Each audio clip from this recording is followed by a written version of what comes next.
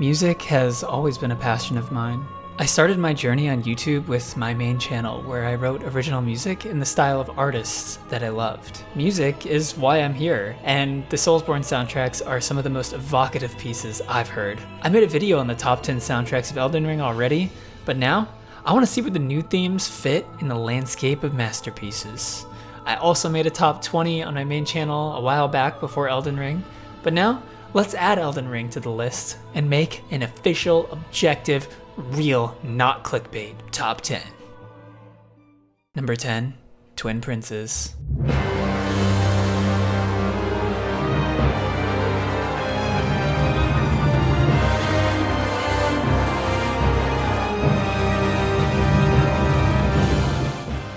First things first, there are too many honorable mentions to the point where I'll just make a part 2 if you guys are interested.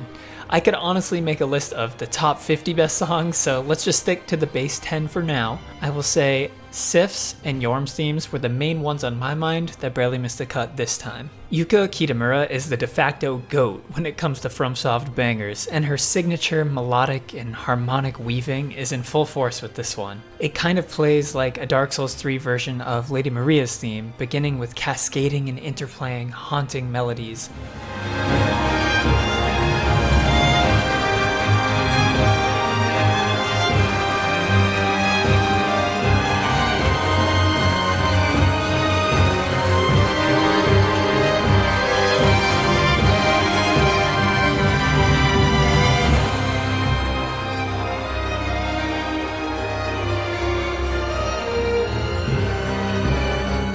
Followed by bombast to match the ends of the earth. Every moment of this song is captivating. It's dynamic, dense, haunting, and beautiful. A certified Soulsborne classic.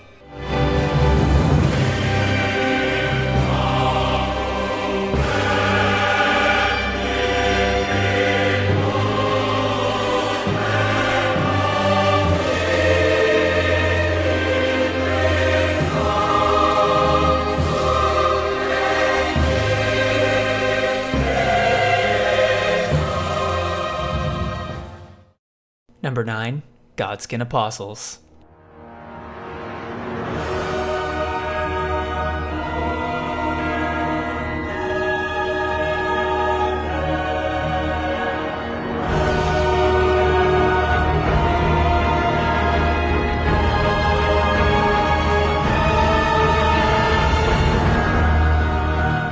This track ebbs and flows with masterful precision. The staccato strings build a sense of tension before the first real explosion of grand impending doom. Interestingly enough, the use of choirs in a certain reverbed out style is reminiscent of church hymns, reflecting the godly component of the duo.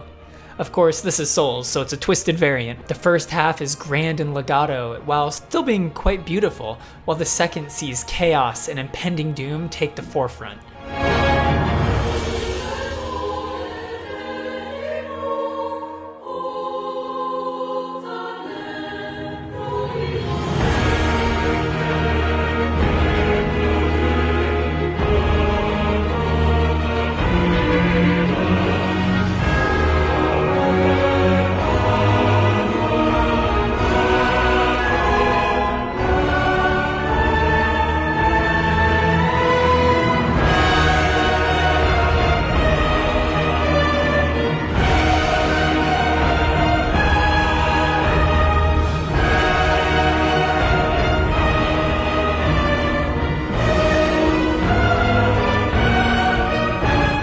It somehow always feels like this song is simultaneously building to something bigger, but giving regular payoffs, and I just can't wrap my head around how they managed to pull that off.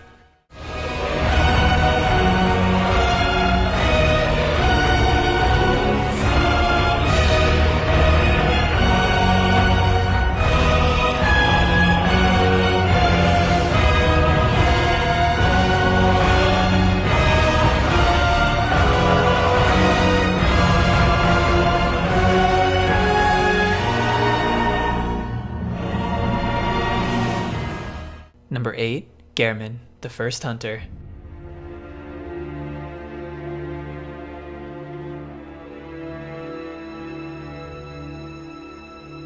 In stark contrast to the majority of themes, Gehrman's OST is particularly tragic. This, of course, follows the tragic tale of him and our hunter as they battle nobly to the end. It's reflected in graceful and caring strings that crescendo to a powerful and confident melody. It evokes imagery of loss and misery, with a hint of heroism to keep the flame of passion alive. In my mind, this is a superior execution of the Gwyn theme as a somber finale.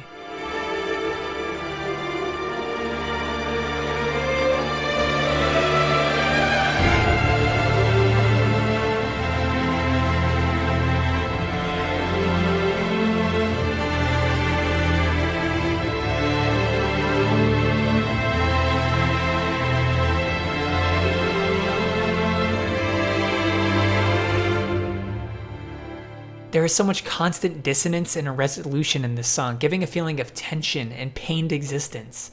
I just can't get enough of it.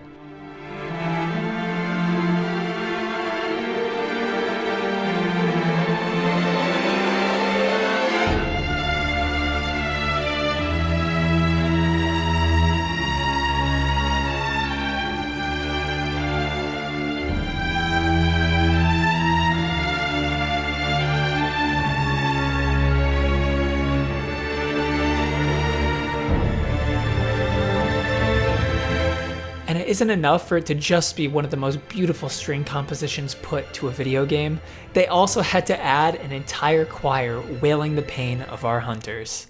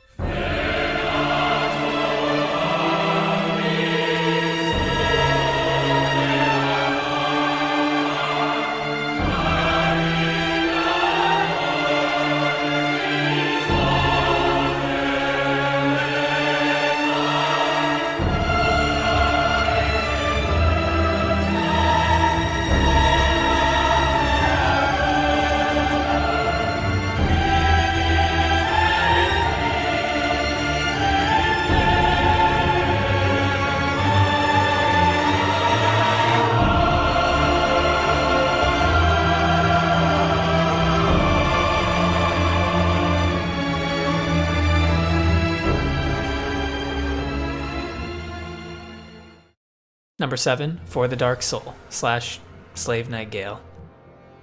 Okay, so I might have cheated on this one. I personally want to put For the Dark Soul, which is sort of a transformation of Slave Night Gale's theme, while I know all of you love Gale's theme even more. I'm gonna kind of give both a shout out here as they both feature similar parts. I think the reason For the Dark Soul resonates more with me is because Dark Souls 3 OST has a lot of big epic scores with huge choirs and strings, while For the Dark Soul is a utilization of the piano in a way we haven't heard before in a Souls theme. I'll play snippets from each, as both are variations on similar ideas.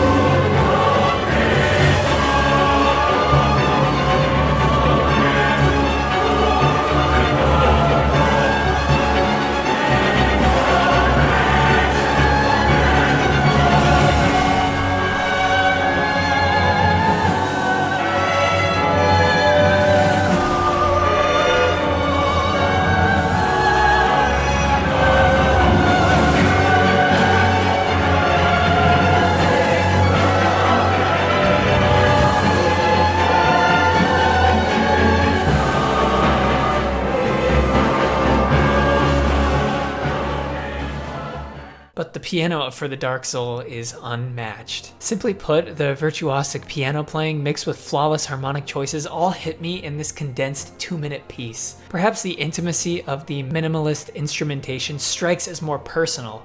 I can see arguments for each taking the lead, but perhaps you can make your own choice.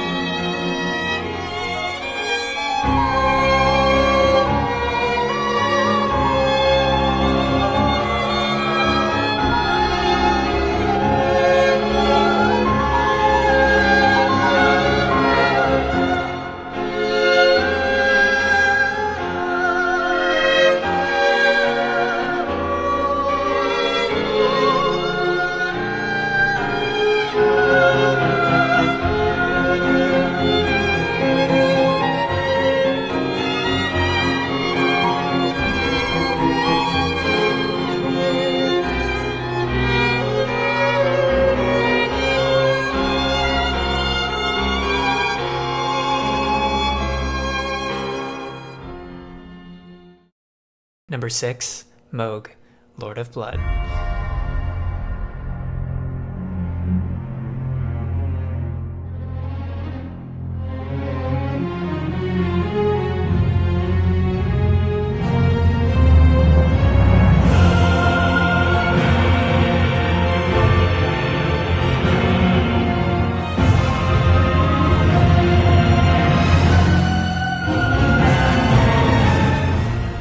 There are very few characters in the Soulsborne universe that are just evil. There are a lot of them that succumb to greed, or become drunk with power, or lose control of their former selves. There is almost always a shred of dignity with these fallen warriors, however faint. While perhaps there could be a sense of understanding with the Lord of Blood, considering his tortured past, his current existence is pure evil. And it is reflected without flaw in this sinister track. The cellos slither as a harpsichord plays the devil's theme. I suppose even if I didn't love this track on its melodic merits as much as I do, I would still appreciate the general atmosphere that feels soaked in malevolence that surrounds it. The drop gives me chills nearly every time, and combining it with the aesthetic of the boss fight itself multiplies the effect.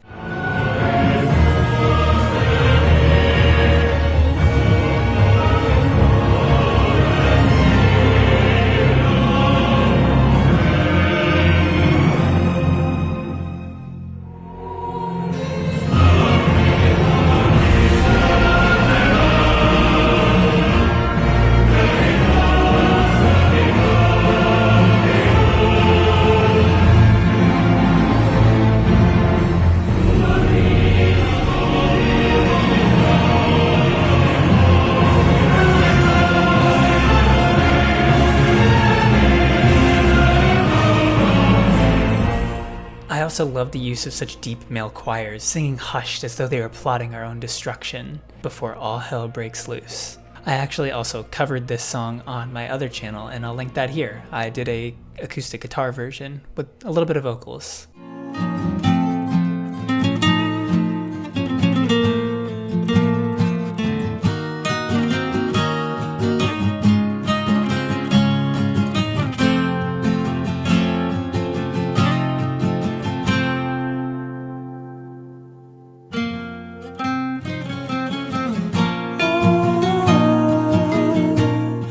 Number 5, Dark Souls 3. The Dark Souls 3 main menu theme is said to have potentially been Pontiff Sullivan's theme when he was the final boss of the game. Seeing as it features church bells and similar choirs to the Pontiff's theme, I can see that making sense. Plus, this theme is too epic for its own good. Like, I just sit there on the main menu screen for Dark Souls 3 often just to take in the unbelievable beauty from that first moment it kicks into high gear to the bombastic finale. I can't believe such a perfectly epic song made it as a title theme. And yes, I know I'm cheating while putting it on this list for best boss themes. Too bad, it's my list. and you're already here. Sorry, I got a bit evil there.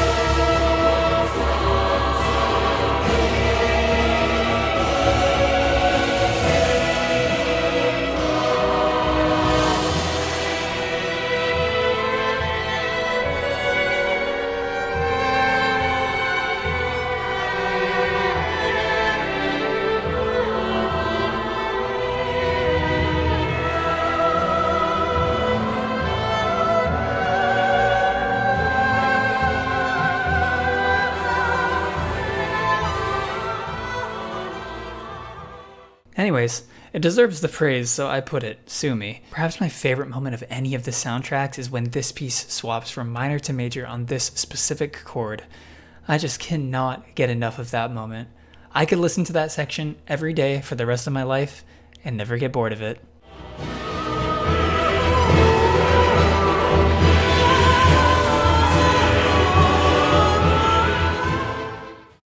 Number 4. Lady Maria of the Astral Clock Tower. Again, Yuka Kitamura is back. For what, the 4th time? On this list alone? She is absolutely a menace to society. Someone keep an eye on her. The interplay of melodies here is her at her best. As mentioned in the Twin Princes, this is signature to her style, but here she transcended to another dimension and stole an advanced civilization's understanding of composition to create something that may define her career. The fact that it's placed here is not a knock on its own quality or merits, just that my personal preference at the moment leans slightly to other directions. This song is everything you could ever want in the best compositions of history, from bombast to beauty to excellence to transcendence. It's almost too much perfection sometimes, and by the end my brain feels blasted.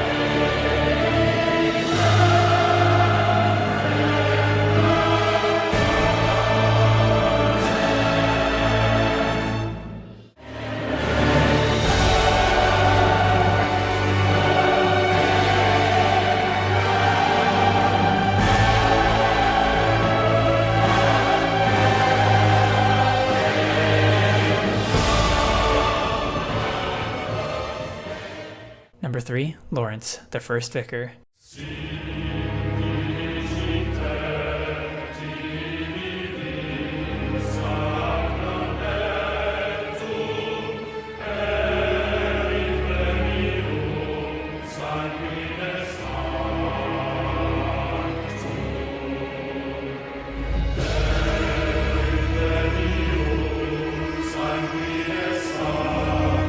Perhaps it's the contrast that's placed on this track with the rest of Bloodborne, or the rest of Souls. Perhaps it's the live orchestra and choir belting their hearts out. Perhaps it's the connection with such an intriguing story. Or maybe it's all of it. This song is an evolution and twisting of the Cleric Beast theme in a way that creates new chord choices that I didn't even know existed.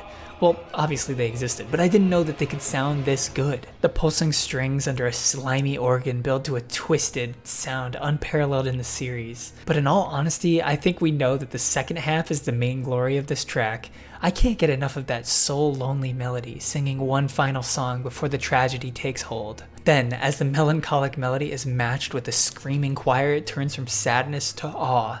This song is truly an experience.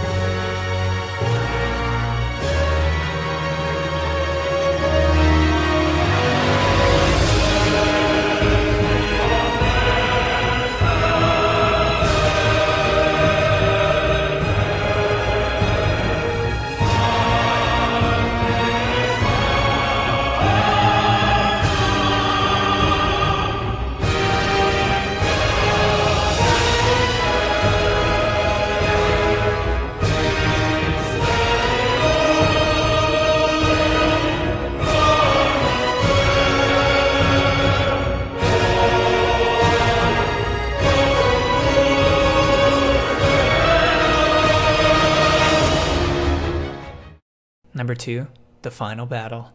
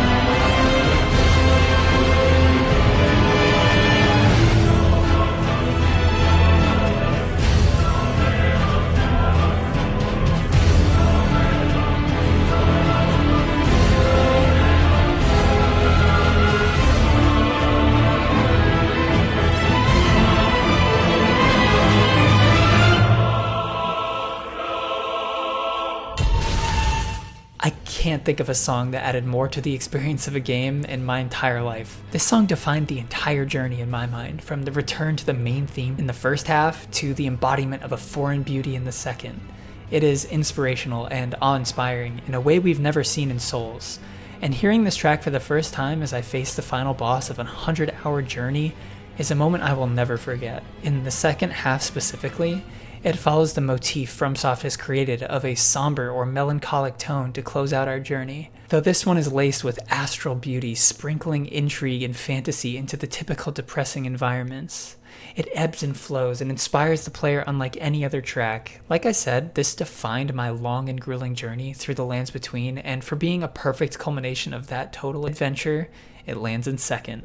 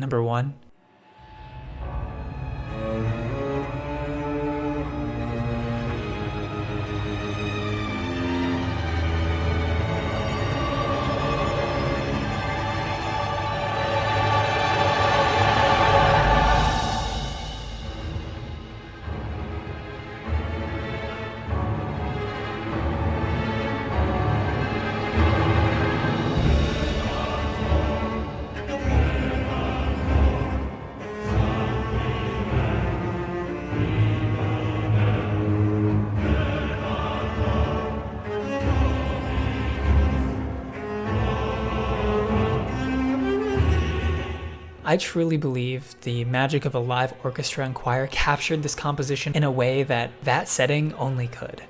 There will not be another track that leaves me more impressed than this track, even though it's perhaps not the most pleasant. The way it reflects the beast it's written for so flawlessly leaves it so highly in my mind, I don't know if I could even imagine another track taking first. There are entire breakdowns of this song on YouTube, but the chaotic, chromatic strings flowing up and down, feeling the insanity, the breakdown from horror to heroics, choirs screaming their brains out, it's all a dance of death that captures my imagination unlike any other in the series. And for that, it takes the #1 spot for now.